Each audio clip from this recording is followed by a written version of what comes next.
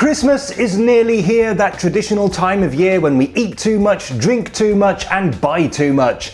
And why not? It's Christmas! Well, I grew up in Britain, but I live in Germany, so for me, Christmas is not the same as it was when I was a child. So here are some things that I like about Christmas in Germany, and some things I don't. In Germany, you don't have to eat turkey. I mean, things are different in America where turkey is actually nice, but European turkey is basically just a bland and dry version of chicken, which is ridiculously huge, so you're still eating it in June. But here, you can have goose, or duck, or even chicken if you so wish.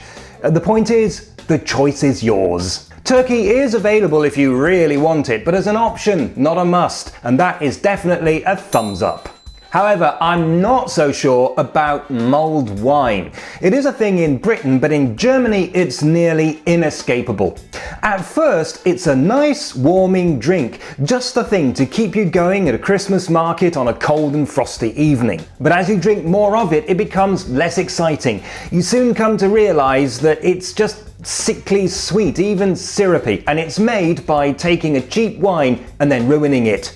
Or if you're unlucky, taking a perfectly decent wine and then ruining it. So on balance, I'm giving this a thumbs down.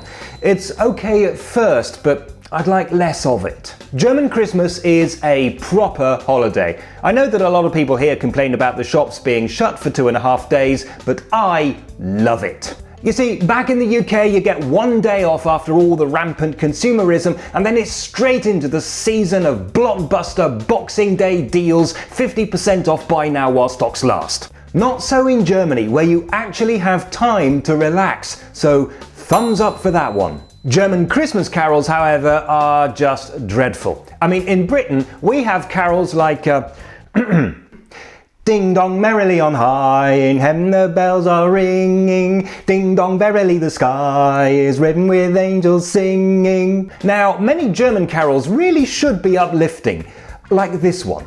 O du fröhliche, o du selige, gnadenbringende Weihnachtszeit. That's how I think it should be sung anyway. Have you looked at the lyrics? It's all about joy and happiness and all that stuff. But how do they actually sing it? Like this. O du fröhliche, o du selige, gnadenbringende Weihnachtszeit. Get a grip, Germany!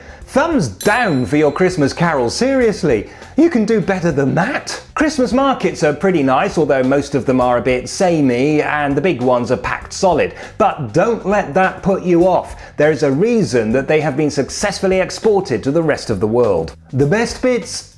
All that food and the children's toys from a bygone era. Christmas doesn't get much more Christmassy than this. So thumbs up for that, despite the lack of variety. It would seem then that on this highly scientific basis, German Christmas wins by a narrow margin.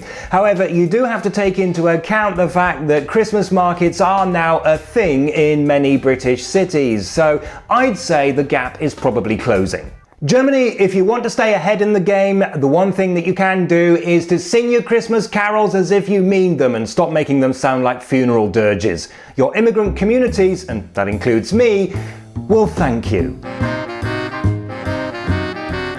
Thanks for watching. If you'd like to send me a postcard, here's the address. And don't forget to visit my website and follow me on Twitter and Facebook. Also, if you'd like access to special bonus content and help with the costs of running this channel, please consider making a small monthly donation on Patreon.